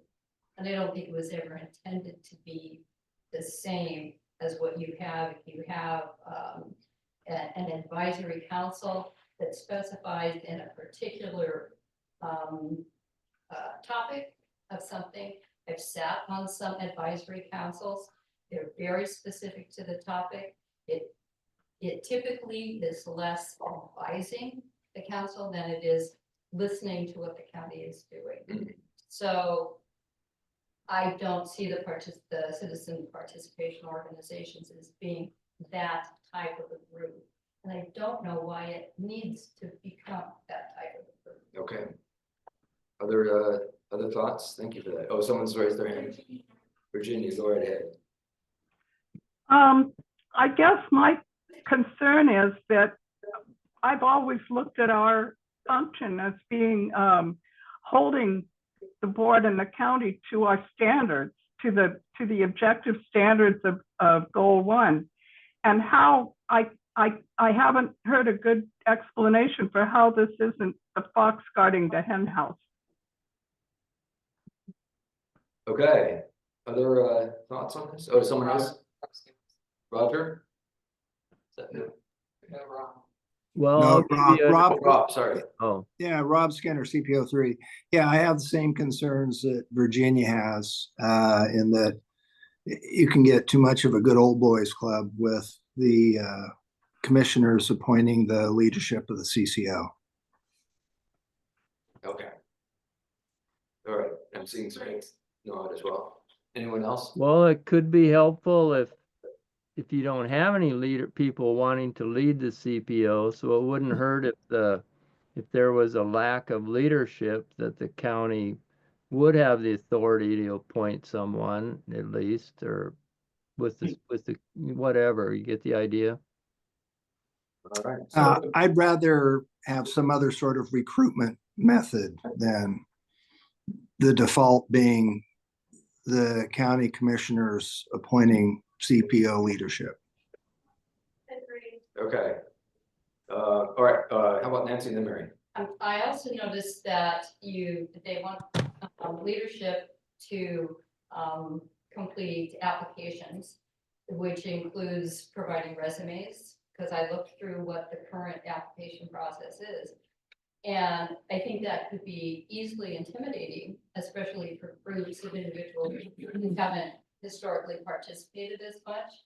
And I think rather than it being an inclusive move, it would be an exclusivity move. So I would really oppose that. Okay. And then Mary, you had a comment. This whole thing makes me smile. It's like, it's so easy to find people who want to volunteer to be CPO leaders. It's who's gonna sign up? Who's gonna be twisting arms? But when I go back to those 3 groups, CCI, the CPO leadership, and the CPOs. If you have a CCI that is really evaluating community engagement as envisioned by goal 1, it makes sense perhaps to have that appointed by the board and be a board commission. But the CPO program and CPO leadership alone, it's got to be citizen driven. It's got to be grassroots with people who really care about the community. All right. When we did the service level agreement between the county and the CCI, Danny Ledesma was clear that the CCI fulfill the unique role in allowing people who are not assigned by the county to assume those roles. So this turns that around and says that the county will assign CCI roles. And I'm not opposed to that, but along making the CCI symmetrical to the boards and commissions, the boards and commissions have their agendas assigned by county staff. It's very rare that members of the advisory councils put agenda items on. It's the staff that puts agenda items on. I served on the Behavioral Health Council for 30 years, and staff provided all of the agenda topics, in part because they were professionals, they knew what was going on, and they had a grasp that virtually no people on the committee did. So it was a learning process. And I served on the ESPD Advisory Council for a dozen years, and it was an uphill battle to get things put onto the agenda of that group that weren't specific to what the sheriff's office wanted to talk about. Okay. We were able to get the detective that is the FBI liaison to domestic terrorists to talk about what the sheriff's office is doing regarding hate groups in county. But that isn't something that the sheriff's office offered. I had to make a pretty big deal to say, we need to talk about this. Okay, so the boards and commissions their minutes are maintained by the staff, the agendas are maintained by the staff runs the meeting. And so it's an indication that this proposal was not really well thought out in terms of what it actually means to do it. okay, so who sets the agenda is a concern in this element. I mean, Okay, boards and commissions, staff sets the agenda. got it. All right. How about we go on to program requirements, unless I'm missing anyone there. Program requirements for the next I one. would just say, I mean, to summarize that is the independence, the CPO program provides an independence from the county. We're supposed to be the thorn in your side. But it's a rose nonetheless. The SNR. Program requirements. This project element was meant to address confusion about CCI CPO status under the Oregon Public Meetings and Records Law.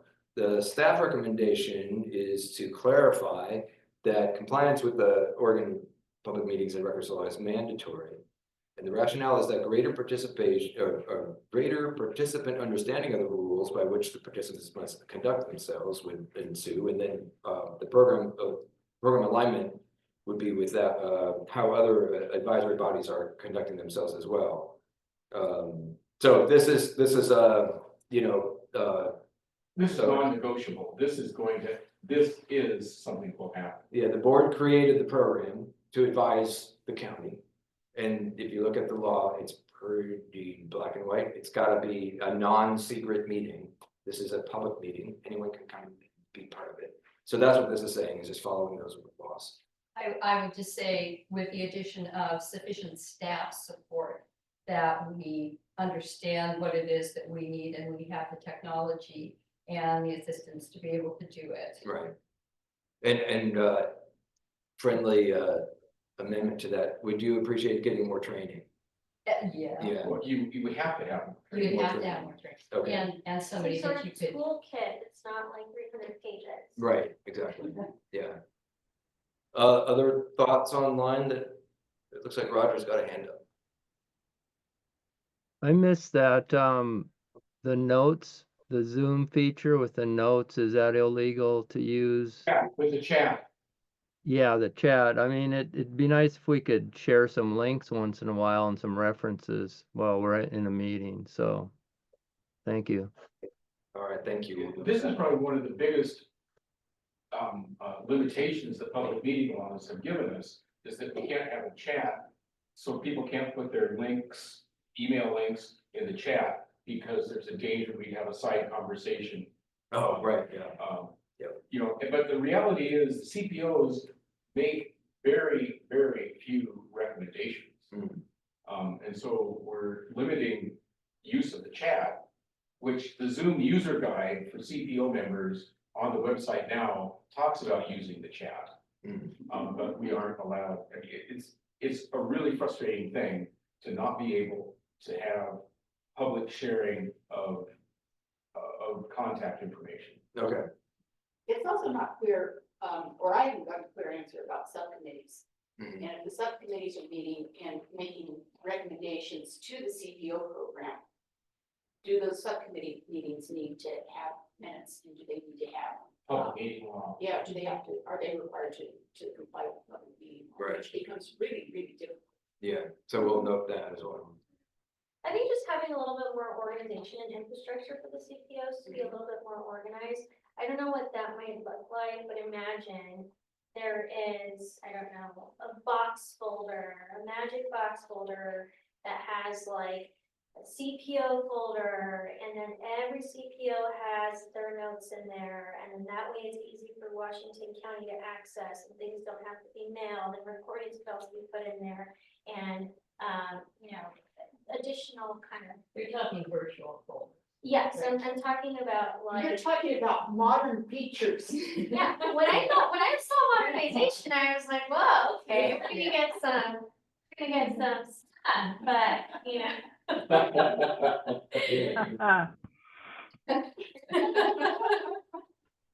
Okay, are we ready to move on from this one? All right, the next one I believe is boundaries. Am I on target here? Okay, so the project element to be addressed, the CPO boundaries are not congruent with commissioner districts or with cities. Who cares? So the staff recommendation is no less than one and no more than 3 CPOs per commissioner district. And those districts change over time, including city boundaries. So it automatically adjust boundaries as annexations and redistricting of the commissioner districts happen.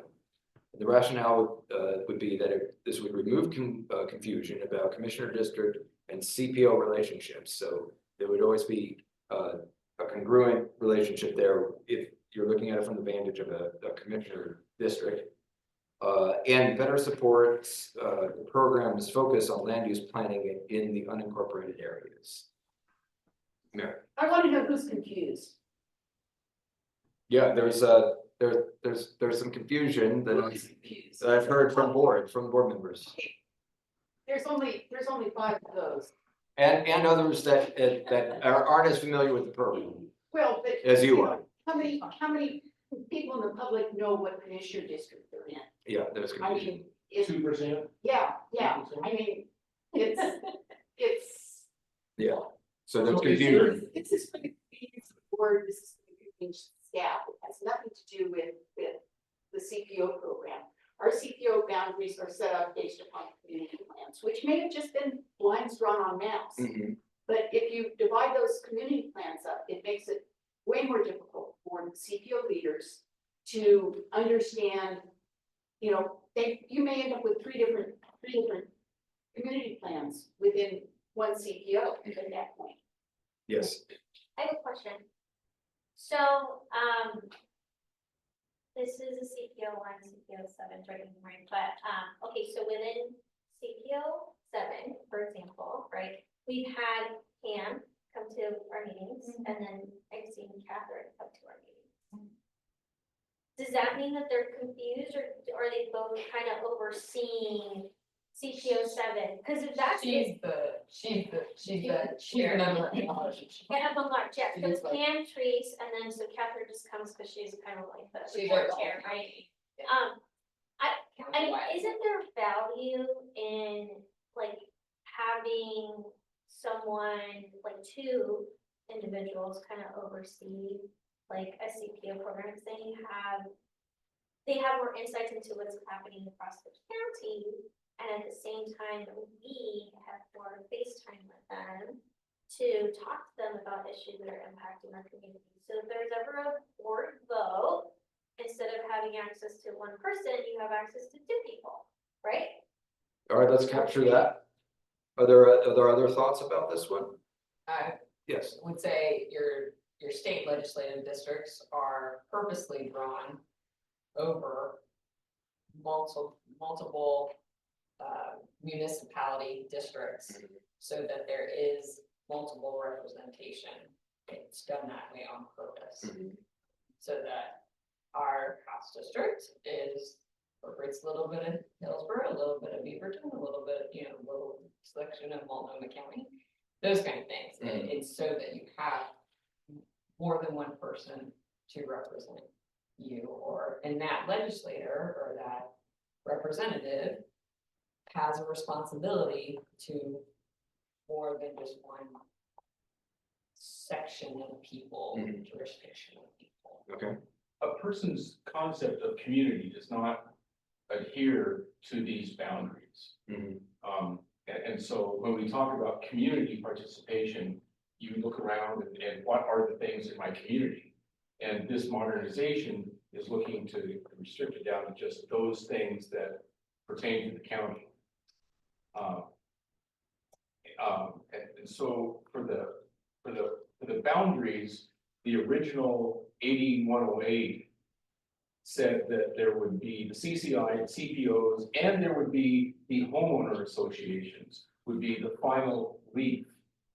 And the homeowner associations were never included in the CPO program, and the county does not forms homeowner associations with subdivisions, developments, but they don't track them. And so the leaf of the nodes, the homeowner associations, which is the lowest level geographic entity that lets people organize themselves, is absent from the program. And the CPOs give geographic areas the ability to say we've got a speeding problem, we have vegetation problems, we have some sort of drainage problems to Clean Water Services last month here in this room. So we're not talking about county issues, we're talking about community issues. And the CPOs have become that community voice that includes the county, but includes everybody else that is part of what makes it up. And because we have the service districts, the county did not adhere to the planning concepts of having cities provide the urban services. You know, Rosenberg let development happen wherever it could decades ago, and here we are. So modern urban societies need a gathering force, and the CPOs have become that gathering force. And it feels to me like by restricting it to just county land use things, that we lose the neighborhood community aspect of the program. And Mary and I go around about this. And so I think we need to acknowledge that there is the land use side of things where we look at the work program and the development code. And then we also have community things, which are like the fire and rescue and the parks. And I've been putting together an agenda that would have both the mental health ride-along program of the sheriff's office and the crisis intervention program of human services. And now the TVFNR has their SHARM program where they have paramedics that go out without all the rigmarole. So it's not land use, but it is services that are valuable for people to know about. And the CPO program presents things that people need to know about way beyond way beyond the complexities of land use. Okay. You know, the DA wants to come and talk about DA stuff. And the schools, we have Beaverton School District, or I'm sure Hillsborough School District's coming in and talking. So there's all this community activity that I fear would be lost. So I would like to know, we could put together a list of all the topics that we've included in our agendas for the last couple of years and let the county analyze it and say, this is something you should not be presenting to the community. Yeah, all right, I think I understand. Go right ahead. Are we in the bike rack now, the parking lot? Oh, I don't know. Does anyone else have any comments about the boundaries online? Did we miss anyone online talking about the boundaries? So that was the last one, right? I think that given modern GIS technology, that we create boundaries based on whatever the purpose is. So I noticed in the survey, it included both library districts and school districts. And those are things that the CCI has suggested would be possible boundaries. And so rather than put the CPOs as the commissioner districts, but allow flexible organizations of different geographies based on whatever the subject at hand is. And it might be that it's the entire county needs to hear about it. So all the CPOs would work together. It might be just a few blocks out of one. It might be an elementary school attendance zone is the logical boundary for a particular subject. Okay. So flexible boundaries. Okay. I have, Did I miss someone? Does that song mean that somebody just raised their I hand? think so. Did you have something about the boundaries or about the parking lot? Roger, do you have something about the boundaries or the parking lot? Yeah, boundaries. Okay, can we let him go and then we'll go to the parking? Okay, go ahead, Roger. This might be dangerous, but it would seem like coupling the CPO boundary to the commissioners, to a commissioner, might make the commissioner more responsive to the CPO. But maybe that's already been discussed. Maybe it wouldn't work, but it just seems like it would make more sense to directly couple it, Okay, well, like capture you that. suggest. Yeah. All right, thank you. Thank you. Are we ready to round out with a parking lot? I disagree with that. Oh, okay. I think our commissioners have been extremely responsive to our issues. Yeah. Okay. Duly noted. But we have to invite them. It's rare that they say, we want to come to you. All right. Are we ready for the parking lot now? Yes. All right. I think I mentioned this before, but I'm surprised that as part of this like modernization proposal, that there isn't mention about the other programs that Washington County has, and there's a lot of like community engagement programs that are targeted towards like the BIPOC, underrepresented communities. And so like what would be fantastic, I think, in my perspective, would be having a deeper understanding of all of the programs under community engagement and how like their relationship to one another. Because I think the CPO program is a great program. I think that those programs serve as a pipeline for the CPO program, and this is something that Nancy and I have talked about. So it's like, I feel like this whole conversation has kind of been like very like, okay, let's look at our little pocket and corner, but it's like everything works in a system and not in a vacuum. So like we should be thinking about like the other programs and you know the CPO program's relationship to them and how we support one another. Personally, I feel like the other topic that we're missing is recruitment. People reach out to the CPO program when there's an issue in the neighborhood. You know, and you know, that's not super great because, you know, they're probably learning about the CPO program very late in the game. Things have already happened. They get disillusioned and they move on. But we need to really start bringing people in as soon as they move to the neighborhood. It shouldn't just be a thing that they go to when they have an issue.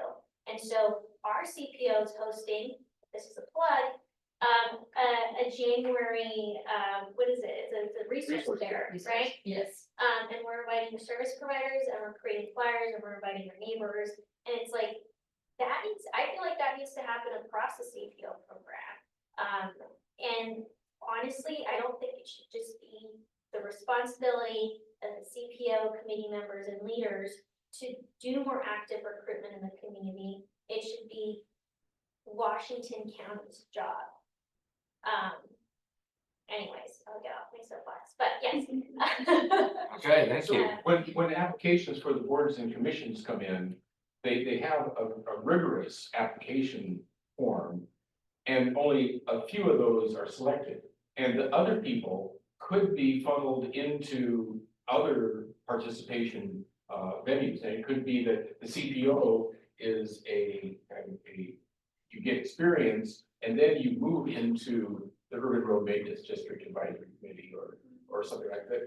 But recruitment to the program is done with the Flyer.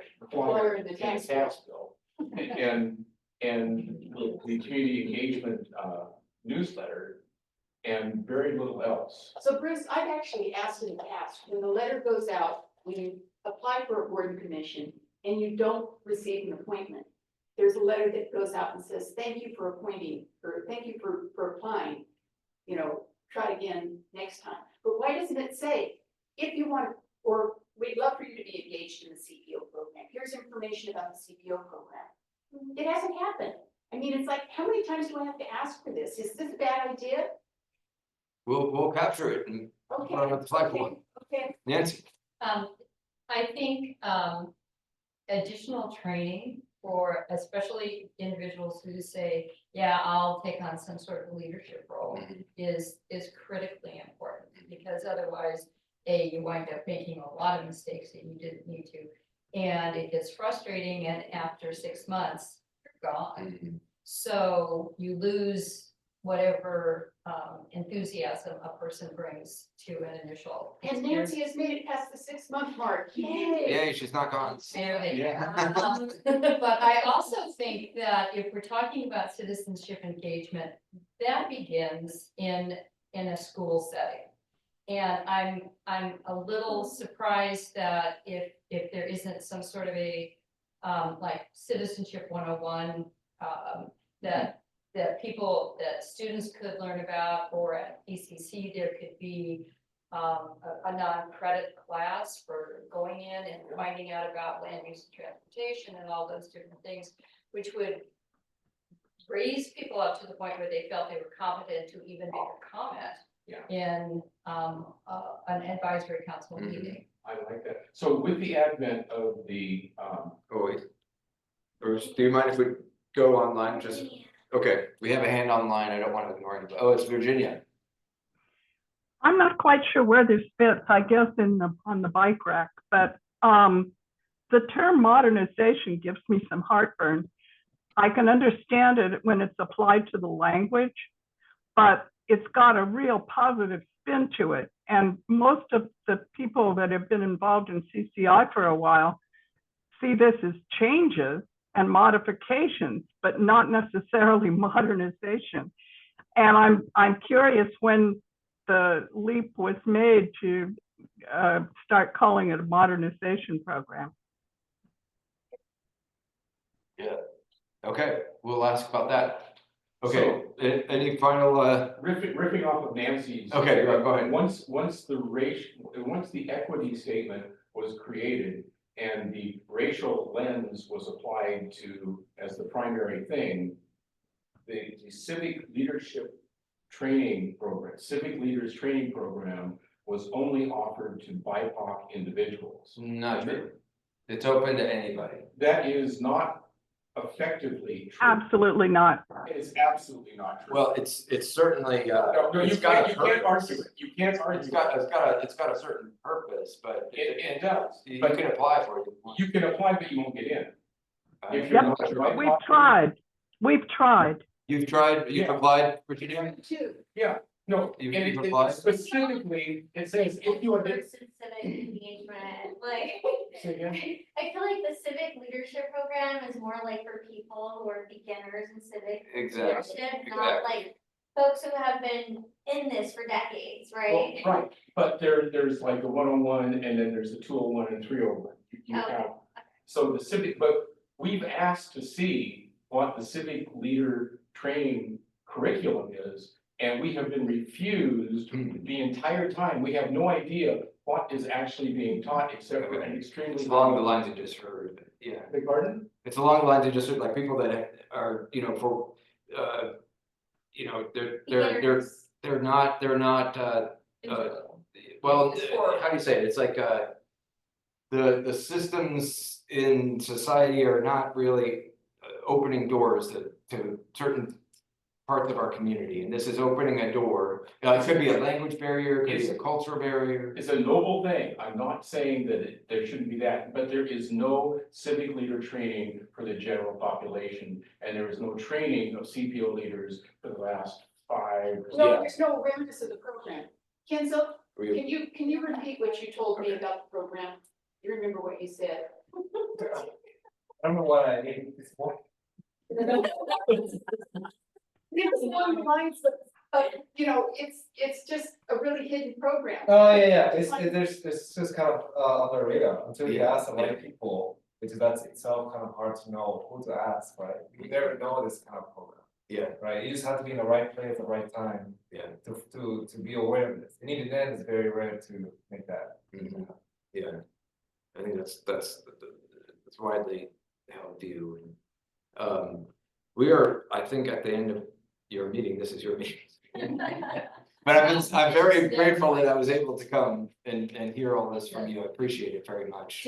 Were you able to complete? Oh, the only other piece was just a reminder about next steps. So again, we're going to finish off that online survey this month. And then the target is for April 2025 to bring the compilation of all the input we've received from the different listening sessions as well as the online survey to the board. So please look out for a notification about that, because we want everyone to learn about that. And that concludes the listening session. If you're As many times as you want, so if you have new thoughts, you can enter those new thoughts. no comment. Thank you very much.